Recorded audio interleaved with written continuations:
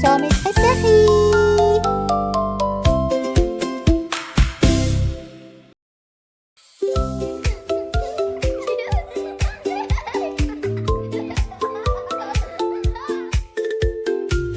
Hallo my liefste maatjies. Ek is weer so opgewonde om saam met julle te kuier vandag. Ek kan nooit wag om my mooi maatjies te sien nie. Julle is die oulikste maatjies. Vandag wil ek julle vertel wat verder gebeur het toe daai slegte koning Farao God se volk laat trek het na die 10 plaae. Onthou julle ons het die 10 plaae gedoen? Nou hulle het geloop tot hulle by die Rooi See kom. Kan julle nog onthou hoe lyk rooi? Kom ek wys gou vir julle hoe lyk die kleur rooi. Dit is mos 'n baie mooi kleur, nee? Dink julle ook so? Maar maatjies, die Rooi See was nie 'n rooi kleur nie. Dit is net die naam van die see waar hulle was. Hulle het nie geweet hoe hulle oor daai baie water gaan kom nie. Het julle dalk al by die see vakansie gehou en gekyk hoe groot is die see en hoe baie water is daar in daai see? Sjoe, maatjies, kom ons dink hoe hulle oor daai baie water moes kom. Daar was nie 'n boot om op te ry nie. Nee, Moses het hulle mos gaan help om weg te trek by die slegte koning. Onthou julle maatjies? Nou toe sê God vir Moses, hy moet die staf in sy hand vat. Nou dit is soos 'n stok en hy moet dit op die see slaan. Toe hy op die see slaan, toe gaan die see oop en daar was 'n pad in die see. Wat? Hoe het dit gebeur? Dit, maatjies, noem 'n mens 'n wonderwerk. 'n Wonderwerk is iets wat nie kan gebeur nie, maar God laat dit gebeur. Ek wonder hoe verbaas al daai mense was. Dink net as jy by die see staan en dit gaan ewe skielik oop en daar is 'n pad in die see. Wow, en jou voetjies word nie eers nat nie en die grond is droog. Nou die mense het almal deur die see geloop tot aan die ander kant van die see.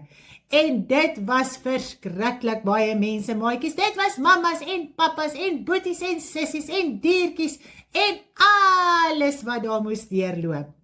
Nou toe al die mense aan die ander kant van die see was, het daai slegte koning en die mense saam met hom agter hulle aangekom en hy wou hulle weer vang om so hard te gaan werk vir hom.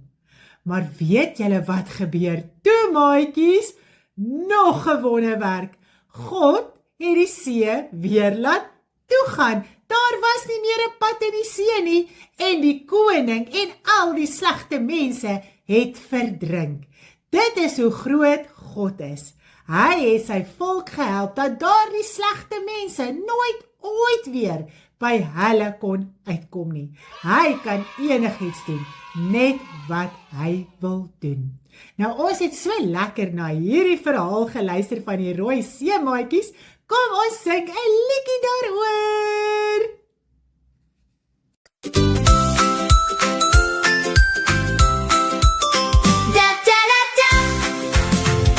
Deur die Rooi See het hulle getrek. Moses moes daarop slaan. Met sy staf die see gaan oop. Dit was God se plan.